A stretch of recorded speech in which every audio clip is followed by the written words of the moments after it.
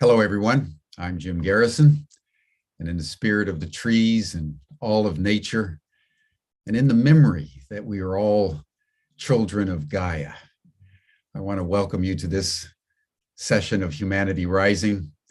We've dedicated this entire week to the theme of protecting democracy in the United States, although we're very mindful that democracy is under challenge in many countries around the world. And I want to note as we begin our program how what is happening in Ukraine is a very important refraction of what democracy needs to undergo if it's to survive. We've all been witnessing the invasion. In the last 24 hours, a maternity hospital was bombed by the Russians, as many of you know. We're seeing the fog of war. We're witnessing the carnage of war. But it's extraordinary that the theme that is now circumambulating our planet in the discussions everywhere is the importance of preserving both sovereignty and democracy. And I think this is important for us to just bear in mind. You know, before the invasion of Ukraine, people in Europe, even people in the United States and around the world that live in democratic societies were largely, I would say, asleep to the importance of protecting democracy. And now it's on the front burner. And all of us are taking in what Thomas Jefferson said 2.5 centuries ago, that the price of democracy is eternal vigilance. That democracy is not just something that is a given, like the air we breathe or the food that we eat. Democracy is a principle that is highly sensitive to context and situation.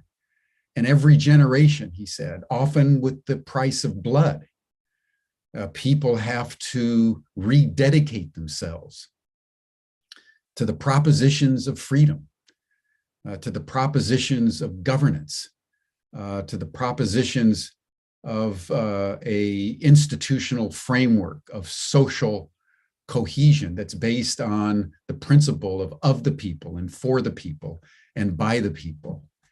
We see it in Ukraine, the valiance of the Ukrainian people that are now standing up on many fronts, but also for the principle of democracy that is so important for the solution of any of the problems that are confronting the human race right now.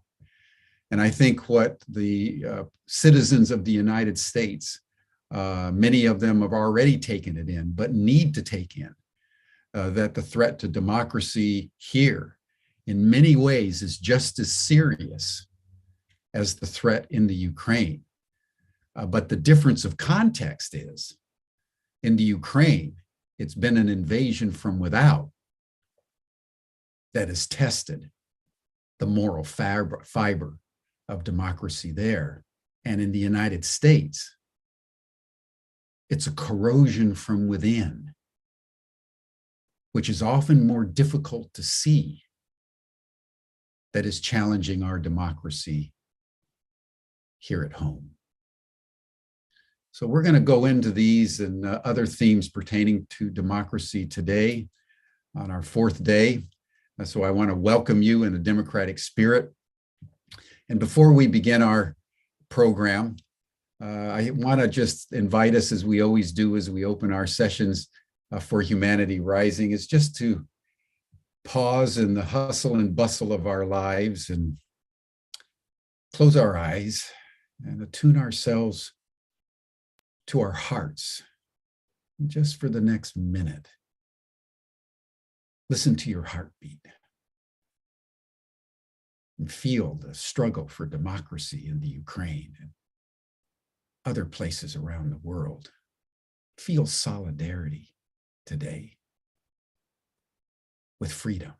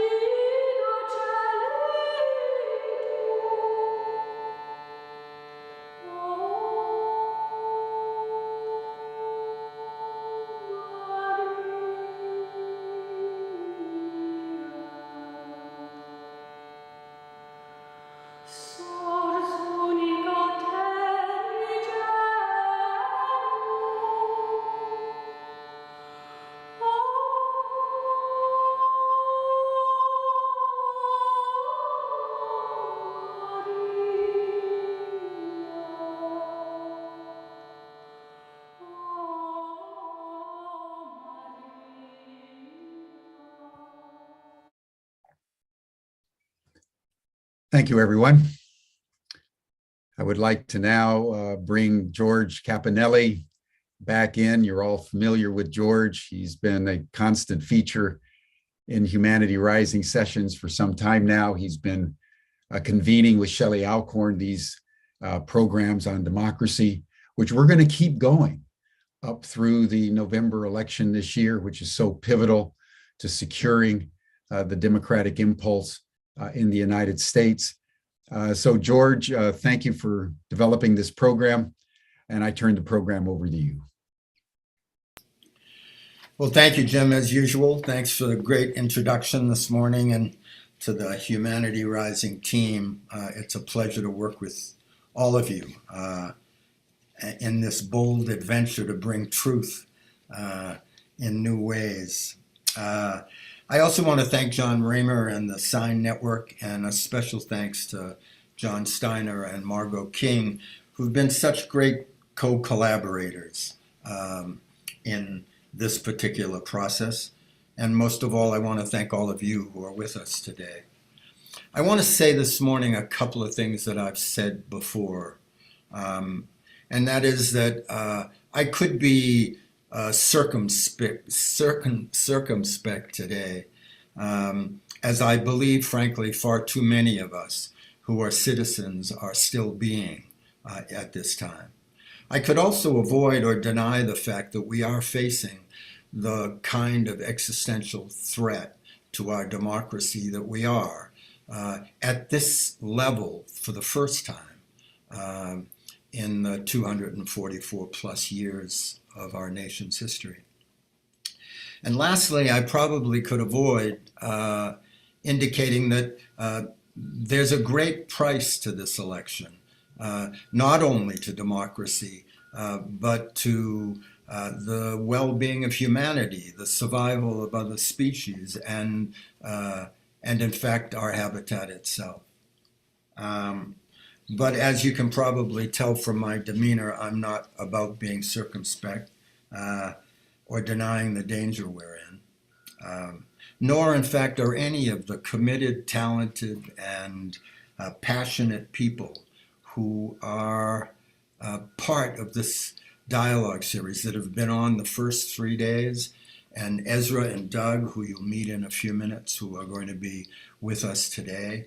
And as Jim said, it's a series that's going to continue in the weeks ahead and in the months ahead between now and the midterm. All of these people are really working hard, working their tails off to make it possible for us to continue to have this thing called democracy. And make no mistake, 2022 is not just a midterm election.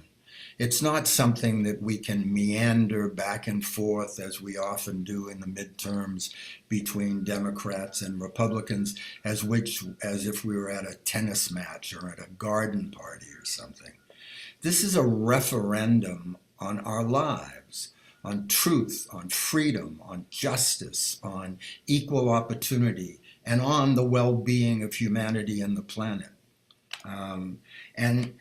If for any reason you have any doubt, as Jim said in the introduction, just look a little closer at what is actually happening in Ukraine and ask yourself, what would be happening around the world, here in the US and elsewhere, if we had not elected Joe Biden and Kamala Harris in 2020? Can you imagine what it would be like having a pseudo-autocrat in the White House defending another autocrat who's committing atrocities of unprecedented scale in Ukraine today? So that's what democracy means to us. And I really hope that you're going to pay attention, close attention, to Doug and Ezra today, because their work is astounding. And the other thing about their work is that it doesn't give any of us an excuse for not doing our part. There are countless numbers of ways. I call it exercising the power of one, that you and I and everyone can be involved and stay involved. Because as Tom Hartman used to say, and others, democracy is not a spectator sport. We, the people, have to be deeply involved. So I'm going to just give you a couple of things to think about and then introduce John and get out of the way so we can have a really wonderful dialogue. The first is are two questions. I've been asking them every day. And as you listen to Ezra and Doug, ask yourself, am I really committed to saving democracy? And the second question is, what can I do, either do more of or do what I haven't been doing to play my part? Jim brought up Thomas Jefferson. There's another quote by him that's really significant, I believe. It was a warning. He said, once the people become inattentive to public affairs, you and I, Congress and assemblies, judges and governors, and now I take the liberty of adding former presidents, shall all become wolves. I next give you a quote from Nelson Mandela, who, as you may remember, and I hope Governor DeSantis is listening, he spent 25 years in jail before he could exercise his voice. And what he said was, the impossible is only impossible until it's done. And the final thing is from a Buddhist teacher who I love and admire a lot, whose name is Chunyi Lin.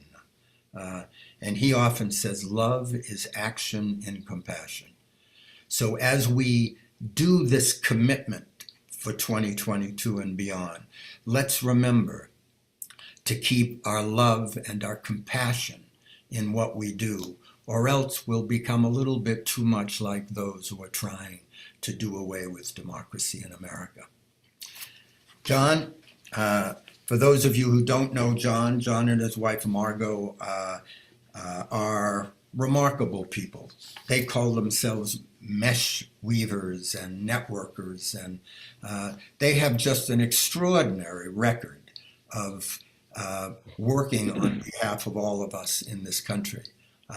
And so, John, will you introduce Ezra and Doug, and let's get started. Thanks. I will do that. And Jim and George, excellent this morning, helping to kick us off. And just again, another deep appreciation to Margot, my wife and working partner, who helped conceive and organize this week of our democracy dialogues. So I will read my preamble here. And Ezra and Doug, if you guys want to come on now, please do. I'm going to wait for a second till we see them. Here we go. So it's obvious we know our democracy is at risk. With the exception of a few good anti-seditionist Republicans and another handful of Republicans who are members of the Congressional Problem Solvers Caucus, many would argue that today's grand old party has turned anti-democratic with a small d. In that regard, we're delighted to have with us founders of two organizations who are offering different and powerful ways for us to be fully empowered and committed citizens, as George has asked us to do, in the good fight for the future of our democracy. Indivisible began in 2016 and has been a stunning success. Ezra Levin, the co-founder of Indivisible, welcome. We look forward to your sharing with us how in partnership with your wife, Leah Greenberg, how Indivisible came to be. A few more words about both you and your wife. Before Indivisible, Ezra had a strong background in national anti-poverty work in congressional politics. Leah was a human trafficking public advocate before joining a congressional office where she saw firsthand the power that organized constituent power could have with the rise of the Tea Party. And I guess, Ezra, you get this a lot. You were both featured as one of Time's 100 most influential people of 2019, included on GQ's 50 most powerful people in Trump's Washington, and ranked number 2 on the Politico 50 list of top thinkers, doers, and visionaries transforming American politics. You've also appeared as a commentator and have been interviewed on a wide variety. You went on mute, John. Was I on mute before? Or did I just hit mute? No, just. Okay, good. Thanks for quickening on that one. And I want to add one interesting comment that appeared online after the publication of the pamphlet Indivisible.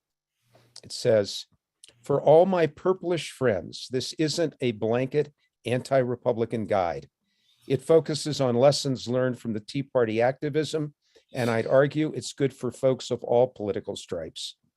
It is the responsibility of every concerned American citizen to speak out and take action. Now is the time. Here are the steps." Activate America was inspired. I think many of you were part of this.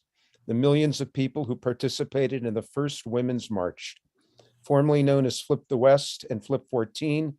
It was founded by Doug in 2017 to elect Democrats to Congress from California, and has become a nationwide network of tens of thousands of volunteers and more than 250 organizational partners, including Indivisible, as it turns out. In 2020, Activate America made more than 13 million voter contacts in 7 states to help secure the Democratic Senate and help the edge in several close House races. Welcome, Doug. It's great to have you here. And we look forward also to hearing how Flip the West came into being after your environmental career, which was a long one, in California for over 35 years. You've been an advocate, a political strategist, a campaign manager, coalition builder, and organizational founder and fundraiser in the environmental field, all of which you've transferred to this work. I also want to shout out this morning to Ronnie Cohen, also a long-term California environmentalist, who has been with Activate America since early 2017 and is now your executive director. She believes it is the most important work of her lifetime. So, George, I'm going to turn this back over to you to ask our opening questions. Okay, thanks, John. Really, honestly, Ezra and Doug, terrific having you with us today. And I know that you'll be able to give folks that are out there who may not yet be as involved as they need to be a lot of ways of doing that. Ezra, I'd like to, same question to both of you, but I'd like to begin with you because you have a little less time to spend with us today.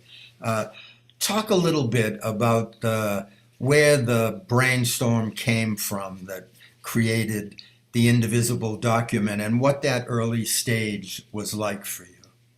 Yeah, so as you mentioned, my spouse and I were both Capitol Hill staffers, both during the late George W. Bush and Obama eras. I joined the week that Lehman Brothers failed. She was working for a progressive from Texas. She was working for a progressive from Virginia. So we had this exposure to what can get done, and also what grassroots pressure in the form of the Tea Party could actually change in Washington.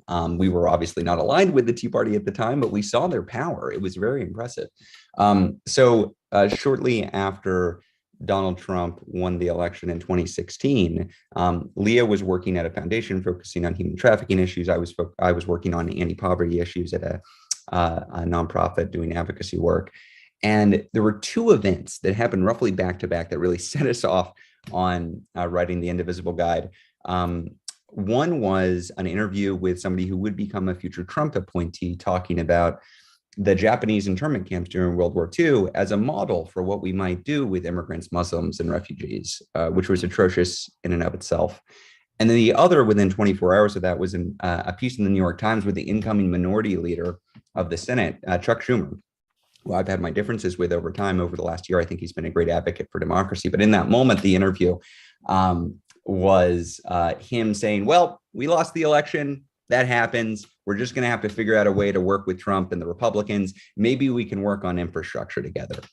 And so in that moment, shortly after the election, what appeared to be a very realistic future in 2017, a bipartisan future in 2017, was one in which the roads to America's internment camps would be well paved. And both Democrats and Republicans could agree on that. And Lee and I were shocked and appalled that both this incoming administration was promising to commit atrocities, and the existing establishment, the Democratic establishment, I mean, we work for Democrats, was promising to kind of go along with it and treat it as politics as usual.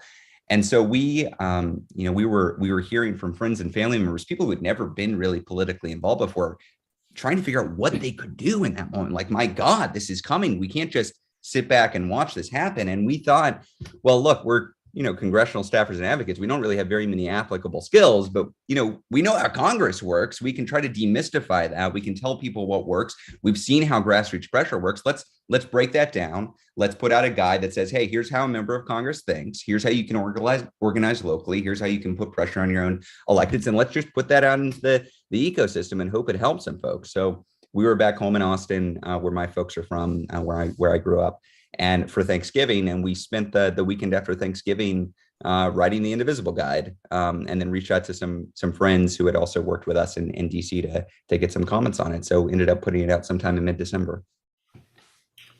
I want you to keep going on this because it reminds me of how Move On got started, where Joan Blades and her husband Wes did a little, literally 2 or 3 line email during the Clinton impeachment trial saying, let's just move on. And it literally turned into Move On. And I don't know if you've seen that as a kind of, if you're in that lineage on progressive movements getting started, but anything more you just want to say, about how both surprised and excited you were by what happened, and then what happened next? Yeah, I mean, so I tweeted, I was eating tortilla soup with Leah at the kitchen table one Wednesday or Thursday, and tweeted it out, and was shocked that people started retweeting it and reading the guide. And we went to bed that night thinking, God, we really put together something that was worthwhile. Hopefully that's useful. People will go to congressional town halls, and there will be some good impact from that. People learn how to push back. And so the fact that it went viral was an interesting, fun thing, but I don't think that was the important thing, the fact that people were reading it. The important thing started happening very soon after, which was we started getting direct messages and emails from just random people from all over the country. Said, hey, I just got a group of my people together. We're calling ourselves Indivisible Tallahassee, or Indivisible Albany, or Indivisible Austin. What should we do at our first meeting? And we're like, well, I don't know. We just wrote the guide. Like, we have some ideas in here. You can go and try to do that. And it was amazing, the amount of just the breadth and depth of response we were getting from all over the country. And when we had sent out the guide before we made it public, we sent it out to a few friends and family. I remember somebody writing back saying, this is kind of dark. You're kind of painting this as, we have these authoritarians coming to take over, and that we should really be fighting them. Like, shouldn't we figure out a way to work with the other side? And we decided not to make any edits to the guide. We thought it was our role not to put on rose-colored glasses, but to say, yeah, things are bad. They are really bad. And we're not going to act as if they're not. Our role isn't to tell you that things are going to be okay. What we're going to do is tell you, here's what you can do about it, because that's all we can do. And what we found when we put out the guide was this overwhelming sense of hope that came from it. That's what people felt when they saw it, because there was this sense of powerlessness, I think, in that moment. And what people were grappling for was not, they weren't looking for somebody to say, no, it's going to be fine, we'll get through this. They were looking for an idea of what they could actually do about it. And so when these Indivisible groups started sprouting up all over the country, we thought, okay, we've got to get some volunteers together and start answering emails and start giving people guidance on what exactly is happening. And by January 3rd of 2017, which was the first day of the of Congress, the very first act of that Republican Congress, it's been lost to history just about now, but was an attempt to gut the Congressional Ethics Office. That's what the Republican majority in the House chose to do. And lo and behold, we had this new Indivisible group in Roanoke, Virginia, which was home to the congressman who was offering this proposal to gut the Congressional Ethics Office. She got in touch with us, and we said, hey, why don't you go to his congressional office, tell the press that you're going, and ask him not to gut the Congressional Ethics Office. She got a few of her friends together. They went. The press showed up. they made a protest out of it, and she was featured on Maddow and in national news, and the Republicans backed down within 24 hours because it was so politically toxic. And so there was this immediate demonstration of what constituent power can do if used effectively. And more or less, everything we did in the Trump era was some version of that, demonstrating the power of constituents when organized locally to affect change on the national level. Terrific, Ezra. We're going to come back and talk more about all this. Doug, how'd you get from environmental movements and things like that to where you are? What sparked you? You're on. Yep. There you go. Thanks. Thanks so much for the introductions and framing this up, George and Jim and John. And Ezra, I remain inspired by the work you've done and the inspiration you've given to many others. The work I've done my entire life, in fact, John and I go way back to my organizing work with Friends of the River to fight a dam project in California in the 1970s. And it's always been about empowering people who feel frustrated about what they're seeing and don't have the tools or the knowledge of how to fight back or push back against that. And so I've gotten my life's work has been one way or another to help people find a way to be empowered and to take action and make a difference. And I think the story that Ezra spoke was similar to what I experienced in the after the election, after the Trump election, where there was just this upswell of grassroots work or looking for some way to push back against it. And I attended one of the women's marches in San Jose, California at that time. And it was just amazing, the thousands of people. We were supposed to meet a friend at the stage. We couldn't participate in the actual march because we got there late. We said, we'll meet at the stage. And she texted us, at the time it was starting, says, I can't get there. I'm 5 blocks away, but the crowd isn't moving at all because they're just so jammed up. And it was an unbelievable showing of support and a wanting to do something. And in this case, marching in the streets. And my background, for the most part, besides organizing, is campaign organizing and campaign consulting. I've worked with over 200 candidates in races, and so I'm looking at this large group of people and saying, well, what if they were all knocking on doors instead of carrying signs? What a powerful force. Is there some way we could shape that? And that was really the germ of an idea to put together what was at the time Flip the 14 California Republican congressional seats, and now Activate America. And as Ezra also pointed out, it's something that grows upon itself. Some of these things, the lesson here is don't wait for somebody else to do it. Jump in there, and one thing leads to another. And if it's to your liking and it says something to you, you'll recruit your friends, and they'll want to join in as well. And so that's what became Activate America, which is really a volunteer force in elections, of tapping into people who live in perhaps the bluer areas of the country or at the time of the state, and getting them to be able to volunteer in the battleground areas, the few states and the few districts that are really going to make a difference in the election. So, Doug, just as a follow-on here, one, how many volunteers would you say you have? And what my understanding is that one can be a volunteer from their living room. There's a lot they can do online here. And while Ezra is doing amazing group with folks on the ground in person, you kind of have almost a parallel effort that's more viral and through the media or online. Well, yeah, and the interesting thing is that COVID actually gave us a real boost. The advent of Zoom. Previous in the 2018 elections, we were doing a lot of our work with small groups of people and a lot of indivisible chapters got involved with the fight in California to overturn the Congress, and those opportunities turned into were physical locations that people writing postcards together or doing phone calls together. Zoom allowed us to spread that even bigger and larger, and so now we do our phone banks by Zoom, and people can do it from their home. They certainly can write postcards from their home. Our general motto is no excuses not to be involved.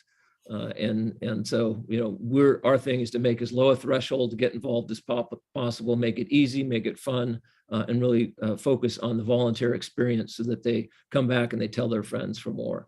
And so we have about 70,000 people who have volunteered with us. I suspect even more, because not everybody, who's volunteered or done a postcard with us is on our mailing list. But clearly, there's opportunities for people to get involved, and we've tapped into that. Thanks. I have a question about volunteerism and also protest. I've been saddened in some ways by the fact that after this 5-year onslaught that dates back, of course, to the 70s when Lewis Powell wrote his memorandum, but we seem as a people to be suffering from a kind of political PTSD, that we're that there are things that happen that years ago would have had everybody up in arms, that we the people have been relatively silent about, even though there are so many of you that have organizations that are doing really incredible things in an effort to save democracy. You talked, Ezra, about that spark of hope that people felt when they suddenly got in their hands or on their screens something that gave them specific things to do, that could give them a sense of even small victories that could impel, push them on to do something more. What more, with Jim's conversation about Ukraine and all of the stuff that we're facing, what else can we do to get we the people involved? Because clearly we need them desperately in 2022. Yeah, well, so I think, George, we have to recognize that we're kind of the weird ones right now, right? And because we're choosing to spend our Thursday morning here talking about the fate of democracy. Most people are not doing this, but that's always true through the history of political change in this country and elsewhere. It is always the case that most of the time, most people are not paying attention. But, and this is what we've experienced over the last 5 years, there are events that occur. Maybe it is the attack on healthcare in 2017, or family separation, or the tax bill, or the election, or things happen where people who have not been engaged before suddenly lift their head up and they say, oh my gosh, this is terrible, or this is a big opportunity. Something happens and they say, I've got to get involved. And then the question in that moment is there a clear way for them to get involved where they think, yeah, that's worth my time? Because people can care about something, but if they think, well, whatever I do isn't going to make a difference, they're not going to waste their time on that. So if you have a credible set of activities that people can do to get involved in that moment, then you get your hooks in them. Then you grow the movement, and not just for Indivisible. This is pro-democracy wide. That's how we get people in. So I think we have a responsibility for those of us who are spending our Thursday mornings or weekends thinking about the fate of democracy. How are we building up the structures that we need so that when affirmative action is struck down by the Supreme Court, or when Roe is struck down, or when Donald Trump announces he's going to run again, or when the next Republican attends a white supremacist rally and tries to defend it and none of their Republican colleagues call him out, we are able to say, yeah, that's bad and you care about it and here's what you can do about it.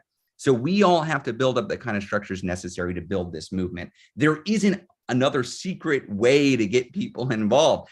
Our power, as opposed to the fascist power, which I think is minority power, our power is there are more of us than there are of them. So our responsibility is we got to organize. We got to get people engaged. And you don't get people engaged just by saying things are bad or things are good. You get people engaged by saying you can make a difference, and here's how. Thanks. Good answer, Ezra. Doug? Yeah, I mean, I think it's the same thing that, I feel like sometimes a lot of our job as organizers is just being cheerleaders and saying, we can do it. And I think building the structures that allow people, not just as an individual to do things, and as John said, is something you can do from your home. But I really think the magic is the small groups of people who have come together, whether virtually or in person, who encourage each other, who give strength to each other, and who feel strength in numbers. When we started putting together the work that we were doing, I think there was something like 13,000 indivisible chapters throughout the country. And we were tapping into those groups of people who had the manual, who were going to the congressional offices on Fridays to protest things and stuff. And when the attention started turning to elections, we're looking for, other means of being able to plug in and have the tools to do things. And one of the things that Activate America is able to do is we provide the voter files, the targeting, the messaging. We're a group of basically political consultants who have been doing electoral work. And so our specialty is that way. And really, again, making it easy for people to plug in, whether it's an hour, a month, or whether it's 10 hours a week, or our super volunteers who work with us, really are retired and can work practically full time. There's an opportunity for everyone to do something and to make people feel like they can make a difference, and as a group and individually. Yeah, Ezra and Doug, this is such an important part of our conversation. And George, thanks for this lead in. There's a phrase that I've heard, which I'm fond of, called a permission field. And it's as if you both are giving people permission who are cautious, have never done this kind of thing before. When they stick their heads up, it's not just what can I do, but is it okay to do this? Nobody's ever gone to a rally in my family, or sat in at a congressional office, or even made phone calls. How is there one more step, one more set of experiences that you've had in encouraging I think at some point we're all reluctant debutantes to come to the prom, to get involved here? Is there anything more you can say about this process? Ezra, start with you again. Yeah, well, so I do think that the importance of building communities that people want to be part of is really important. And I think one of the reasons why Indivisible is still around 5 years later is because the communities that have been developed are real in-person friendships that last. So the trajectory of activism is people get really engaged because something happens, and then they decline because they move, they have jobs, they have kids, whatever, life happens. And so the thing that keeps people together is that, are you creating real ties? And if you're creating those real ties, then it's easier to bring other people in because there's something for them to do. They're not just out on their own doing it. It's less scary. I do want to call out one thing from Eleanor raised this in the chat, that one thing that is very clear is this isn't going to be solved by only the people on this panel, which is to say a bunch of white dudes. That is not the solution to democracy in this country. And I know I'm here talking about Indivisible, but there are a ton of incredible organizations that are doing amazing work on the ground that we've worked with on the democracy fight over the last 5 years. Mahinte, Black Voters Matter, Transformative Justice Coalition. The way to save this democracy is not just by organizing ourselves, but forming partnerships with folks who are organizing communities across the country. So I do think we have a responsibility to not just be siloed in this work, but think, how are we showing up from others who are under threat? The name Indivisible, the reason why we chose it was because we perceived that Trump was going to be attacking communities of color. He was going to be attacking immigrants. He was going to be attacking refugees. He was going to attack each of the things that we hold dear. And if we only waited and stood up for ourselves or our own issue or the own thing that we care the most about, we would wait our turn to lose. And the only chance we would have to actually succeed in this fight against authoritarianism in this country and around the world was to treat an attack on one of us like an attack on all of us. So I appreciate Eleanor raising that in the comments. I think this is going to require a lot more than just the folks on this call and the folks that we represent. It's going to require forming true partnerships across the ecosystem. Well said, Ezra. And Patrick, who works with you and is behind the scenes here. Patrick, maybe you could put in the chat some of the organizations that Ezra mentioned. That'd be great. Yeah, including the Movement Voter Project, who we had on Monday. Okay, Doug, your turn. Yeah, I just would add that, when people came to me after the 2018 election, or the 2016 election, the Trump election, and asked me what could they do, one of the first things I would tell them was find a group to plug into, a local group. Again, this was before COVID, so that was an obvious thing, and to build that community and be part of something, so you don't feel like you're all alone in fighting this. And I think that was just a really critical part of what Ezra is pointing out. And I think, John, to your point, in terms of giving permission to people, we have found it's very interesting in all my years of organizing, the use of postcarding or writing letters, personal letters to voters, was something new. We call it the new technology of writing postcards, but it's also the entryway drug, if you will, or opportunity for people to get involved. It's a very small step, very easy to do. You don't have to confront somebody at the door. You don't have to memorize some script on the phone or something like that. And then, one thing can lead to another. People enjoy that. They feel the power of doing that and reaching out to people, and then they can do other things as well. But I think that's, and I think, protests are a similar sort of thing. They may seem somewhat scary or different than, out of their comfort zone.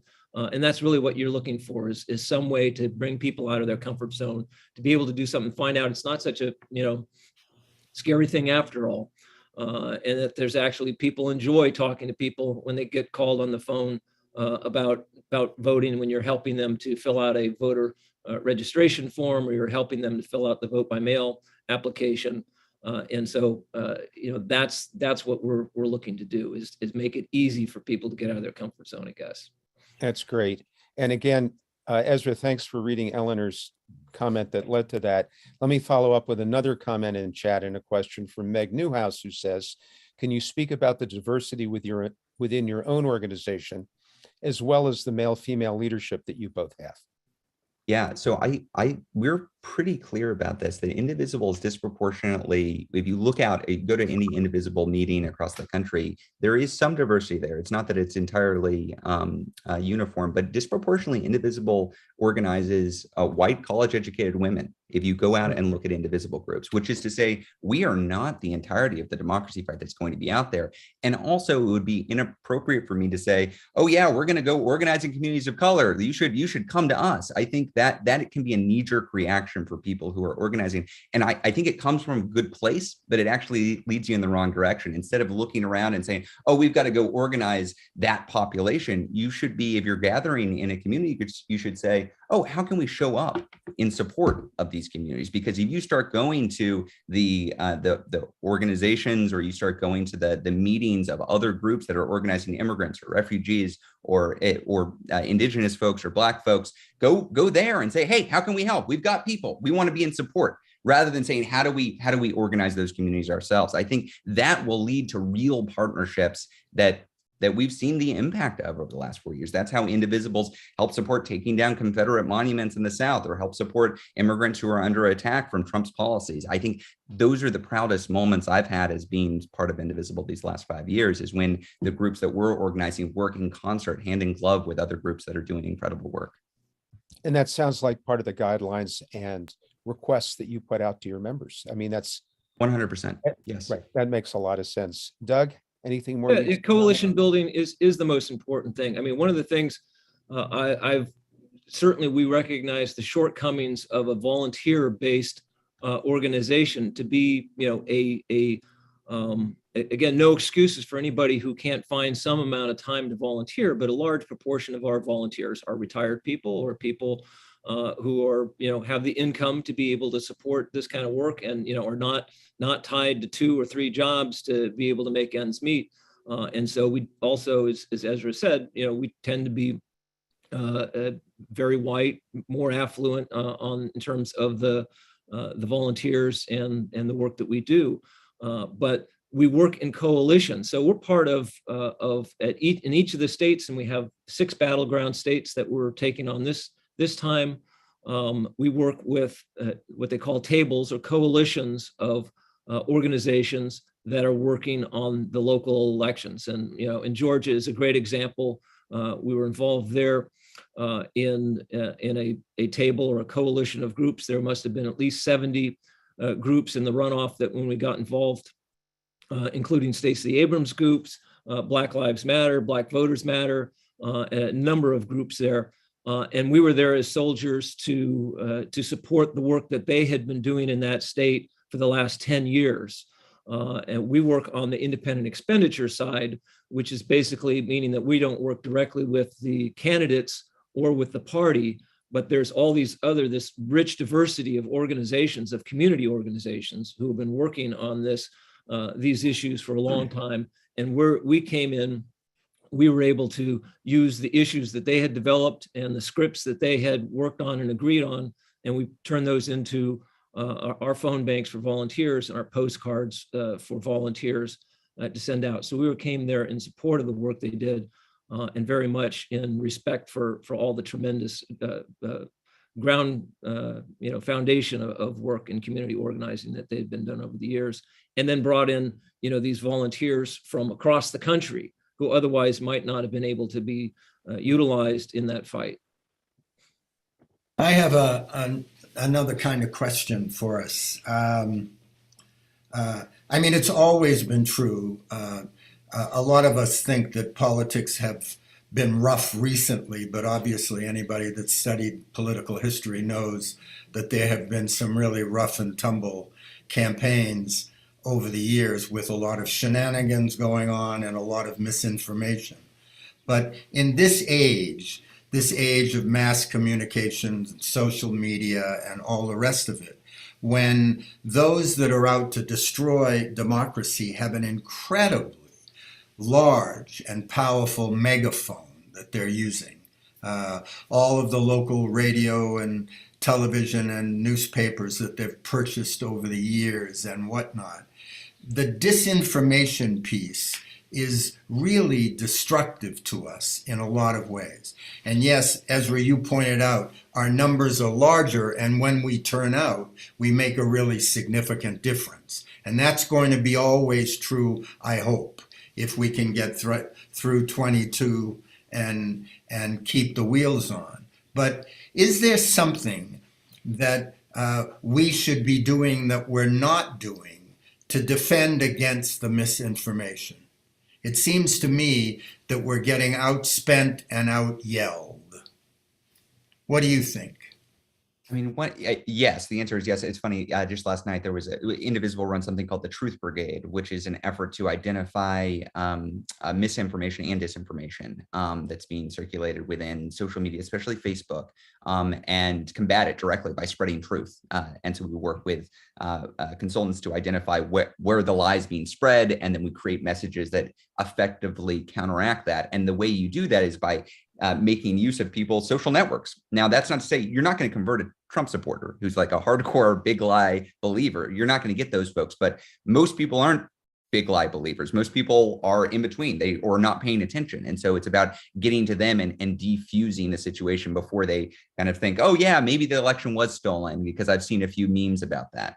But the thing that I'm worried about right now, honestly, and I don't have anything to really announce, but the place where I think we're losing really big right now is in the just BS culture wars that are being fought at the local level around book burning and CRT. I think that the Republicans are owning local media on this issue and are not really being contested. There's no real organized effort. There are a few little efforts going on, but there's not a wide scale strategy to combat this, and it is quite effective, I will say. So I know when we talk about elections, a lot of talk is how do you register voters, how do you send text or do phone banking or do canvassing. That's all important. It's very important, but that's later stage work. We are losing the 2022 election right now in the streets from these protests that are happening because we are not actively combating those frames. And let me say, there's a lot of polling on this.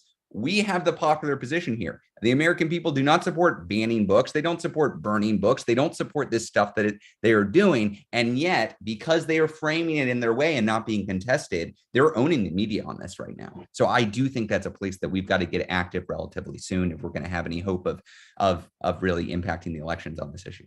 And Is there? I'm sorry. Let me as just. a follow-up there, are you guys able to do anything in that regard? Stay tuned, John. We're cooking up something. I'm hoping to roll out something relatively soon, but I'm not there yet. But yes, we're talking a lot about it internally. And I suspect you're talking about it with other partners. Oh, yes, always. So keep us posted. Yeah. All right, George. Well, no, I was going to say I'm appalled sometimes at the Democratic Party that as a party is not doing enough in that vein. They're not utilizing their own bully pulpit, and they're not spending enough money to put out information that could indeed make a difference in that particular regard. As a constituency organization, and as you are, and the same with you, Doug, is it possible that we the people could help you enroll all of the other constituency organizations in one point of focus like the one you're talking about, Ezra, where we recognize where we're losing in a particular area and that everybody would focus on it for a period of time? That seems really easy, George. I think we can cook something up. No, what's that? No, I'm not saying it's easy. I know it. What is that Will Rogers quote? I think it is. I'm not a member of any organized political party. I'm a Democrat. This isn't a new issue. I will say Indivisible is affirmatively not an arm of the Democratic Party. We are pro lowercase d democracy, and we're lowercase d Democrats. We're not. Our goal is not to strengthen the Democratic Party. Our goal is to strengthen American democracy. And I actually do think it is very important for there to be folks, and it's not just Indivisible, there are many of us outside of the formal party structure pushing the parties to be better. Because if you don't have that, then I think what you wind up with is a lot of Democrats saying, yeah, let's cut deals with Trump. So there's a lot of focus, I think, out there in political spaces on what's the right message. Can we get everybody to say the right message? Look, messages are important. Indivisible, at least, is not a messaging shop. I think of us more as a messenger shop in the sense that it is important. The message is important, but if the people who you're targeting with this message don't trust the messenger, then you're sunk. It doesn't matter how good your message is. So it is really important to have people who are local, who are believed, who are neighbors and friends and colleagues who are saying, hey, this is messed up. You know, I'm not a Politico, but I don't agree with book burning. Like, why are we doing that? Or I'm not a Politico, but I really think it's messed up that Trump extorted the Ukrainian president 2.5 years ago and nobody's talking about it. So I think a lot of money, time, and energy is spent in national organizations and in DC talking about how we can get the best message and get everybody on board. I'm not saying that work isn't worthwhile, but I'm saying that there's too little energy spent on getting normal people around the country who agree with us to be ambassadors for the cause. Thanks. I couldn't have said that better. I would just add, I think the news media, we depend on them to get our messaging out on some level or another, but it seems like it's a lost cause. The news media is attracted to conflict. I also think there's just a difference in how Democrats tend to deal with conflict and maybe conflict avoidance. The Peace Party, the anti-authoritarian party versus the Republicans, who tend to find ways to divide voters, to create division and to create conflict. And so it puts us at some disadvantage. But I agree with Ezra. The antidote is the people to people. We have the numbers. And so much of the work that we do is about get out the vote. Providing the tools for volunteers, the targeting, the phoning and everything. to be able to do a people-to-people contact. So again, are we going to win elections by messaging in the right videos and TV ads, or are we going to do it by people-to-people contact, where we're encouraging people, we're giving them a faith in democracy and an encouragement to be sure to participate in it and vote and make it easy for them to vote. And that's why, of course, the whole suppression laws, voter suppression laws, are so insidious, making it, the Republicans basically want to make it harder to vote. We want to make it easier to vote because the numbers are on our side. But we tend to concentrate, as Ezra explained also, less on the perfect message and more on people-to-people contact. Just to plus one what Doug is saying, Doug, and what Activate America is doing. There have been numerous academic studies and countless campaigns run. Nothing is more impactful than neighbors talking to neighbors. Whether you're postcarding, phone banking, text banking, or especially canvassing, nothing is more impactful at actually getting out the vote and winning elections than that. Which is why, people can look for some other silver bullet that's going to help you. It's not out there. The thing that works is people talking to people. Ezra, you just have a couple of minutes. Any other closing comments for us before you leave? Well, I would just say that it's easy to get overwhelmed by everything that's happening, whether it is the domestic attacks on democracy, the big lie, Trump's saber rattling, the Republicans backing him and being cowardly in the response in general. There are some exceptions, or the war in Ukraine or broader global events. And I think it is important when we're thinking about this that we can't solve all these problems. We can't get our arms around everything here. All we can do, we have two options. We can say, that's so much, I'm throwing my hands up, I can't do it, I'm just going to go watch Netflix. That is an option that, frankly, many people take, and it's understandable. And the other option is to say, well, I'm not going to give up on democracy, I'm going to do something. And so if you choose that other path, you got to figure out, what is your sliver of this? Are you somebody who wants to make calls? Are you somebody who wants to combat misinformation? Are you somebody who wants to run meetings? Are you somebody who wants to do the logistics behind the scenes and making sure there are enough seats in the room? There is something for everybody to do, and you can figure out what works for you. So that's the only thing I would say. We win in this democracy fight if people get involved, and people get involved if they understand there's some good that comes from getting involved. So we all have a responsibility to figure out how we get our friends and colleagues and neighbors to say, oh yeah, there's something you can do. I would love you to send an email out. I would love you to do X, Y, or Z. Ezra, thanks. Thanks for taking time to spend with us and for putting out a lot of good information. And we really appreciate what you do and what Leah does and your team. Thanks for having me on. Great conversation. Yeah. Thanks, Ezra. Jim, you out there, you want to come back in and we'll talk to Doug and explore some of what we've heard. Are you around? There you are. Good. Of course, I've been listening attentively.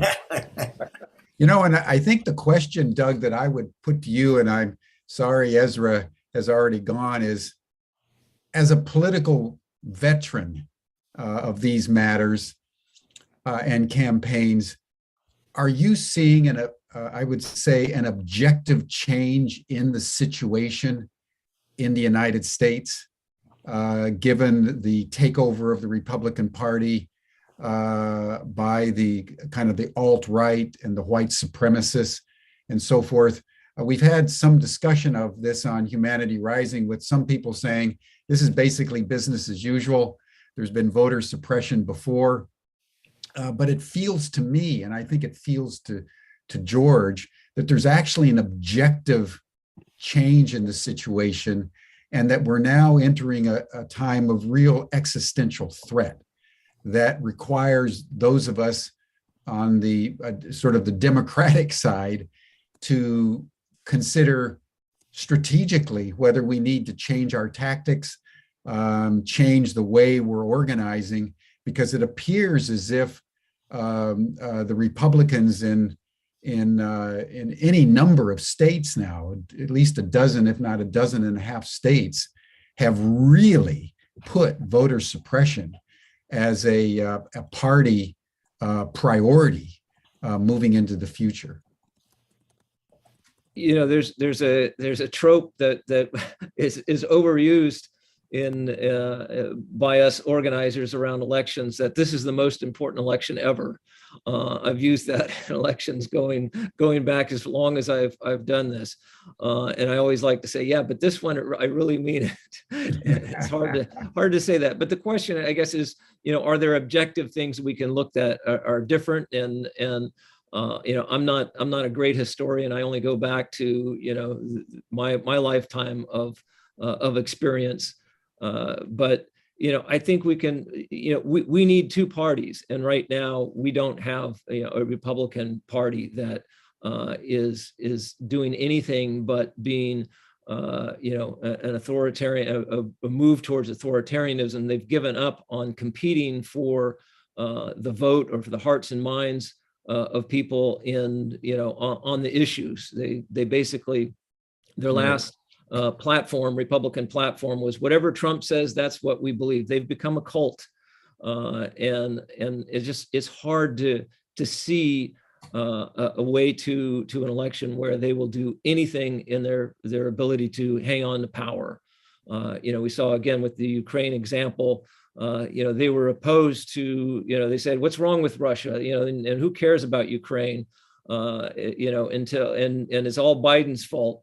Until it became untenable to hold that position. Now they've done a 180 and tried to say that Biden isn't strong enough and this sort of thing. And it's just it's hard to have a legitimate dialogue or a debate of different viewpoints. I always say politics is the art of finding ways to get along from people who have different perspectives on things, and it's hard to practice politics when one party is not interested in having that dialogue and would rather just kind of be the opposite of whatever we are. Yeah, but I do think it's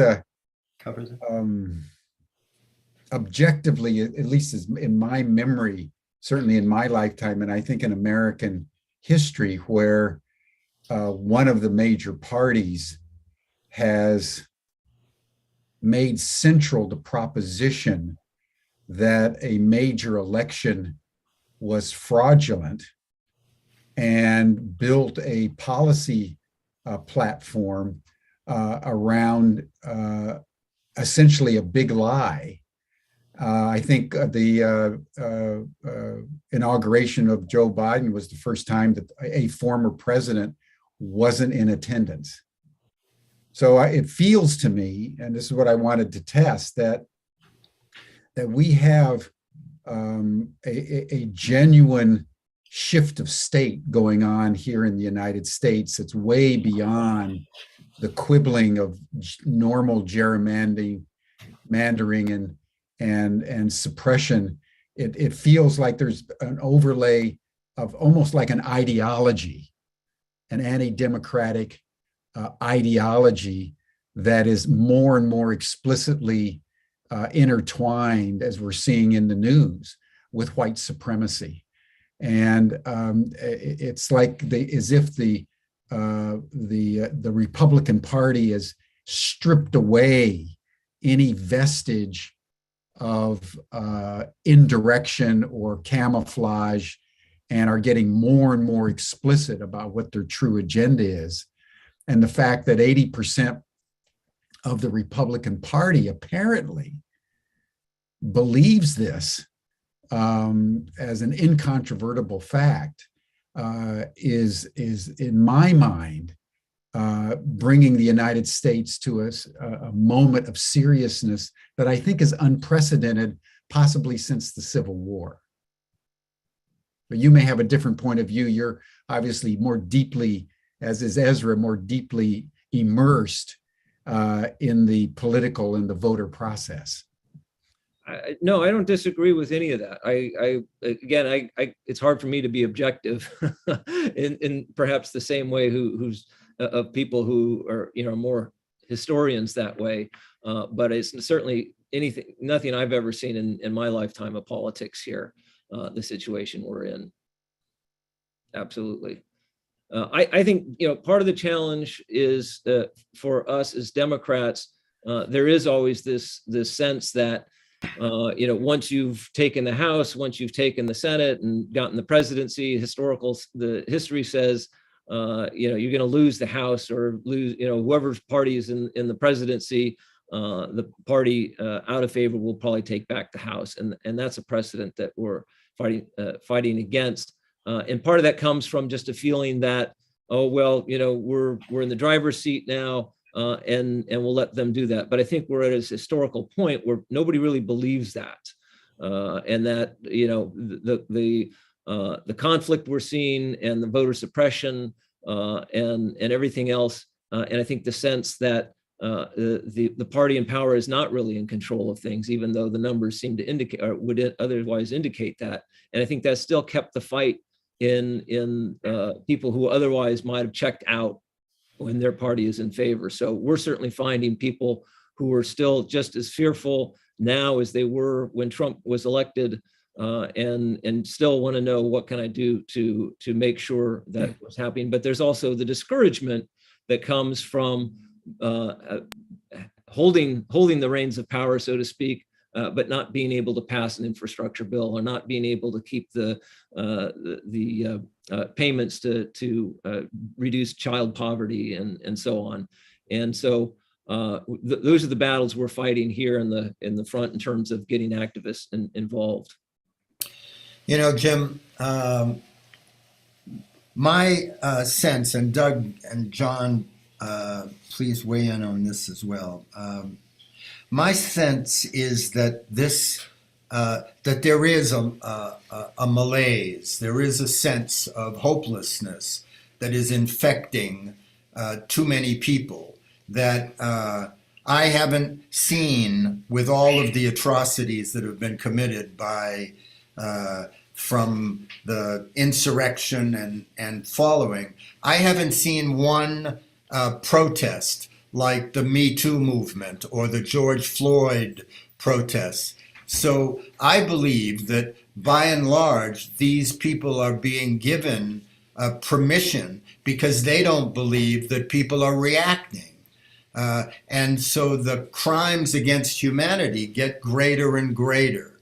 And I'm not speaking to you, Doug, because you're out there beating the bushes and doing the critical stuff. I'm not speaking in this regard to Ezra either, because he's doing the piece of this that he can do.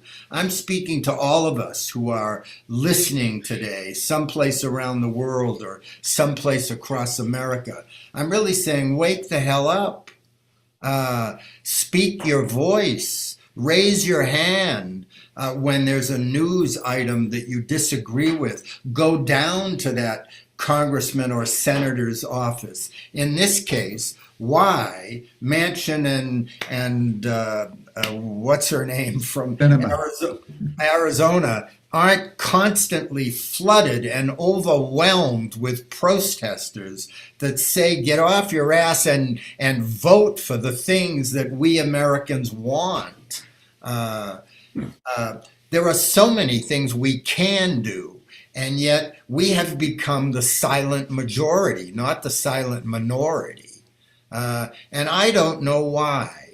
I don't know what has us in its grips, except Jung's totalitarian virus that he speaks of. But we got to wake the hell up and do something individually. Look at what happened when Ezra and Leah had that weekend conversation in Austin and wrote Indivisible. Look at what happened when you decided, based on what you were seeing, Doug. Look at what happens when one of us acts. So please get off your derrieres and stop thinking that this is somebody else's job. It's your job to save democracy. George, I can't disagree with any of that. And I want to offer a parallel universe and a parallel reality. Good. One of the reasons, and we've said this, is that the other side looks like it's winning, is that they tend to have more money and they're more organized. What we're seeing over these last months is an enormous upwelling of new organizations. They're still, as I've said, beneath the political media and polling radar. And let me just mention a few. One is a organization that started about a year ago called the Renew America Movement. It was started by a group of disaffected Republicans, and they are going after not just Republicans, but they're talking about Renew Americans, Renew Republicans, Renew Independents. There's an enormous amount of organization around that group, and people can go online and see the Renew America movement.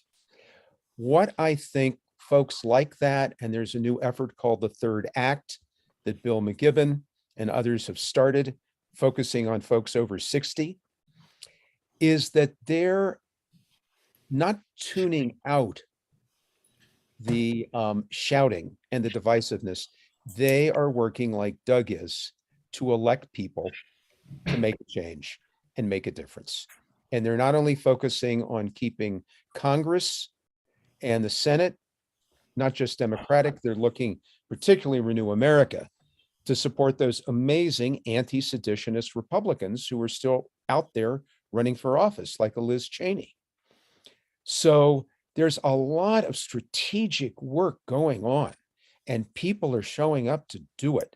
And I suspect there are hundreds of efforts like this. What we saw yesterday, or on Tuesday, yesterday, with Pierce Godwin and Brandon Keating, is an enormous effort to take this dialogue process where people of ideological differences can actually talk to each other to scale. USA Today is running stories. Google News is out there. Yahoo News is out there. They are pulling together a partnership and a kind of media cooperation and legitimacy that the movement of how do we get along together has never had before. And even though we want to focus on the political side of this, it's as much the cultural side, because I think when people talk to each other, there's a level of sanity that moves into those conversations just by itself. So, and I think also what we're seeing is that individuals are finding their way to other individuals. And again, all we can do, and we've said this before, is be the messengers and the microphones and the megaphones, not just on this show, but on many, many others, of how do more people get involved? We don't have the news media. You guys are looking to now start a 24/7 news service, which is like what we're doing all the time. So I'm actually optimistic. And I think there's an enormous encouragement going on, and that people are waking up and doing it. It's quiet. It's a marketplace. We don't hear about it, and it's being effective. And again, and Doug, you can speak to this. I think it's going to be effective in 2022. So I don't know, Doug, as somebody more in the trenches, how do you respond to all of that? I sense that. Well, let me start with in politics, we have a cynical saying, never let a good crisis go to waste. Right. And certainly that was true of the 2016 election, where everyone woke up, they kind of were cruising along. Hillary Clinton's going to be our next president. And then boom, it changed and it became a crisis. And Indivisible and Activate America are the children of that crisis. I think the Ukrainian situation, the Putin's war in Ukraine, presents another opportunity for a wake-up call, and we're only starting to see it. It's in some ways a slow-moving one that still feels far away for people, but as gas prices increase and other economic changes in the United States come about. And questions of whether we send our troops there, it will become a more important thing. But it does put a spotlight on this question of democracy. This is a fight over democracy. This is an authoritarian government that is taking over a sovereign, democratic-run thing, and it's not just a cold war; it is a hot war. And I think it's an opportunity for us to take a look at ourselves and say, well, what are we going to do about this? What are we ready to give up and to do to fight for democracy? So I think it's an opportunity that we need to use to a full extent to educate voters as to what's going on in our country and what one party has been representing. I mean, it is just still crazy that you had Tucker Carlson and the former president, the other guy, saying, what's wrong? I'm good friends with Russia. Putin's a smart guy, and all this sort of stuff. And all of a sudden, they're finding themselves that they've got to say, oh, well, I was never for, this. So I think that's the opportunity. And I think, we always, as Ezra said earlier, we always have to have the tools, the foundation, the organizations there for people to be able to plug in and do things. And if there aren't organizations that are doing it, there's always room for other organizations to come in and pick up the slack. John, I want to also say that when I get on my soapbox, I'm not obviating what I am learning and have been learning about this structure of organizations and new movements and collaborations that are at work, and that gives me hope as well. And I'm not obviating anything you're saying. No, I know that too. No. I do know that, and I'm not undervaluing, Doug, that preparation and that readiness to be able to have individuals who know one another, that can talk and can get involved.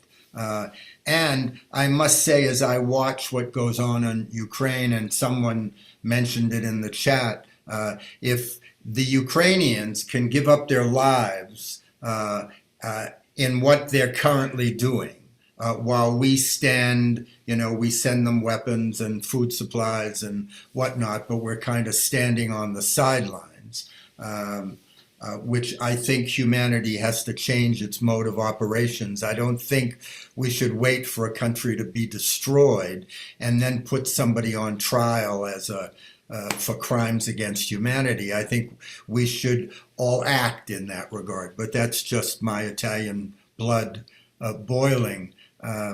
The other thing that I have to say is that when I see what's going on, I cannot understand why anybody can't do one thing. They're not being asked to go out in the street with a gun or defend themselves. They're being asked to make phone calls or communicate with somebody who has a different perspective. So that's why I say, for me, my involvement in these democracy dialogues is not only a call to action, but it's a prayer and it's a plea to Americans. Get involved, please. Make a difference. Help Doug, help Ezra, help Billy, help Brandon, help Pierce, help the women that were on Tuesday, help people that are doing things to do even more. So Jim Garrison, do you think we can get this guy on MSNBC, or, maybe we should put him in front of the White House with a megaphone? A megaphone and enough people around him that the press will pay attention. Yeah. Well, George is an example, like you, John, and you, Doug, of what happens when someone takes a stand. Yeah. And I always remember the story of Martin Luther, which is worth just calling him here as we come to a close. He was a very young man, and when he first articulated his theology that became, Protestantism, he was, as any young man, just thinking thoughts, and the next thing he knew, he was being hauled up, before the Grand Inquisitor of the, a papal legate, and had to travel to essentially a trial. And they laid out what the charges were and asked him to defend himself. And if you remember the story, it's very interesting. He was fearful. He was very unsure. and he asked to be able to think about it overnight. And they let him do that, and partly because of his youth. And he came in the next day, and his statement was remarkable. He said, "I've concluded that here I stand. I can do no other." And because that young man stood clearly, you know, Doug, as you're standing, and John, as you've stood for decades, and George, history turned, and in his case, changed, the trajectory of Christianity itself, and certainly the political future of Europe.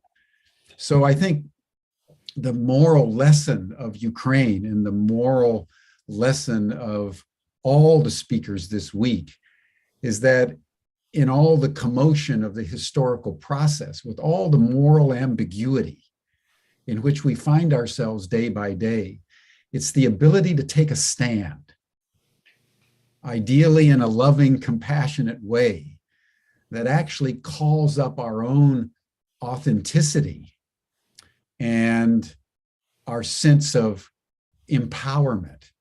And I think the other point that I would make, just to comment on the various points here of whether it's as bad as it really is and it's getting worse, or, the optimism that you've been sharing, John and Doug, there's a saying that things are getting worse and worse, better and better, faster and faster. And I think that's an important point with which to conclude today, I think, because although, George, I want you to talk for a moment about the session tomorrow, but it feels to me that the fact that we're in a world that is so interconnected, and the worse and worse and better, you can see it in the microcosm of Ukraine. The invasion was a worse and worse. It's a travesty.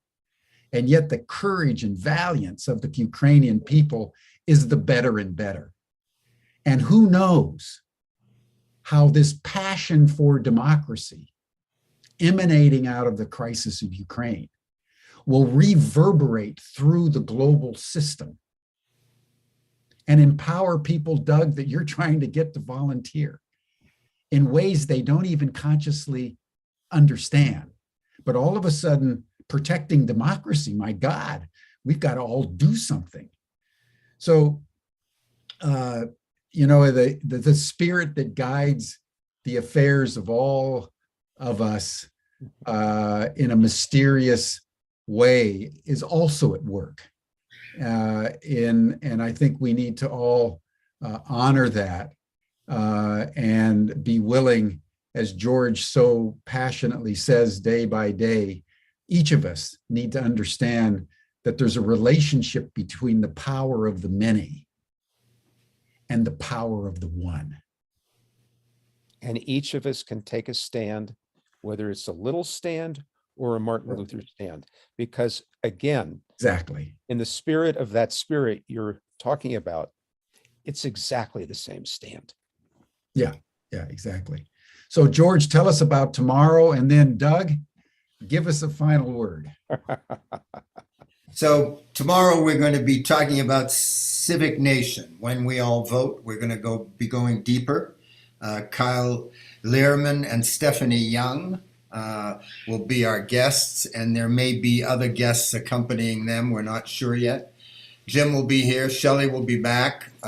And we'll do a wrap up of this week, and we'll talk a little bit about the next Democracy Dialogue series, which is going to be the 25th of April through the 29th of April. And Doug, I just want to thank you enormously for taking this time to come on and be with us. And Ezra, if you're listening while you're on your other meeting, we thank you as well. And Doug, closing comments? Yeah, well, so I haven't plugged our website yet. It's the easiest place to get involved. www.activate.vote. We're all about making it easy to take that first step, or to take the 10th step, get involved with us, or find other groups. There's ways to volunteer. We have also what we call our A team, which is our group of groups. This is a conglomeration of various groups of individuals. Some of them are activist chapters, some of our swing left chapters, and others who want to get more involved electorally.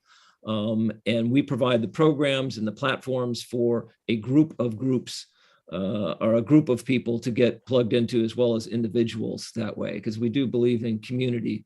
And so there's no excuse. There's also other organizations out there. It's always about, finding that groove that you feel empowered to make change and to get those to get involved that way, and to get your friends involved because of the excitement that you're doing. So that's your one-stop shop to go there, although there's plenty of other opportunities as well. The main thing is find the thing that talks to you and that makes you feel empowered. Thank you, Doug. Good inspirational call to action at the end.